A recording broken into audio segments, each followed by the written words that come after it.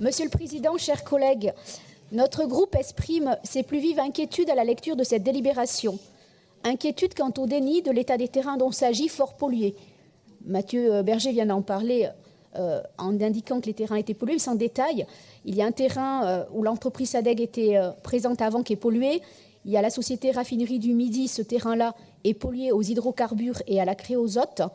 Il y a le terrain de la société Fertiladour qui est radioactif. Il y a un rapport de l'ACRO qui indiquait cette radioactivité. Dernièrement, le rapport de l'ARS, le dernier en date de novembre dernier, fait état de taux de pollution au plomb excessif sur le secteur. La liste n'est pas exhaustive. La population autour du port souffre en silence, notamment des problèmes de santé. Or, cette délibération envisage un aménagement d'un secteur du port sans évoquer au préalable la dépollution des sites. L'arrivée de l'entreprise Fertiladour du groupe Roulier dans les années 70 a fait la fierté du port industriel, enfin des emplois. Les ouvriers broyaient de la silice et de la monazite au contenu hautement radioactif.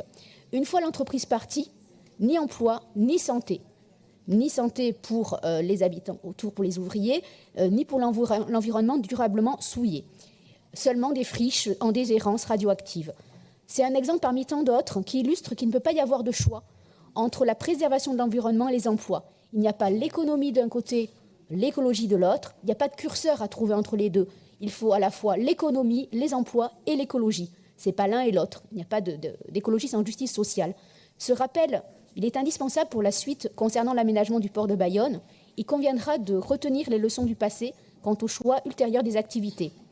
Le groupe Roulier n'a pas fait en 20 ans les travaux de décontamination et de démolition nécessaires pour rendre ces terrains propres et utilisables.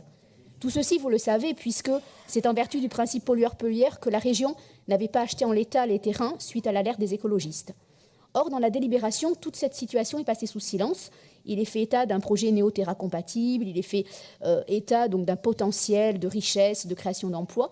Nous serons donc particulièrement vigilants sur les études préalables d'opportunité et de faisabilité, sur les études de sol, tout comme sur la concertation avec la population concernée. La population autour est à juste titre très inquiète, il faudra en tenir compte. Déni de la situation dramatique du site, certaines opacités, nécessité d'associer la population. Nos interrogations et inquiétudes nous amènent à nous abstenir sur cette délibération. N'ayant pas de doute sur son adoption, vu votre majorité, nous espérons que notre alerte sera entendue et que concernant cet aménagement portuaire nécessaire, toute l'attention sera portée sur la préservation de la santé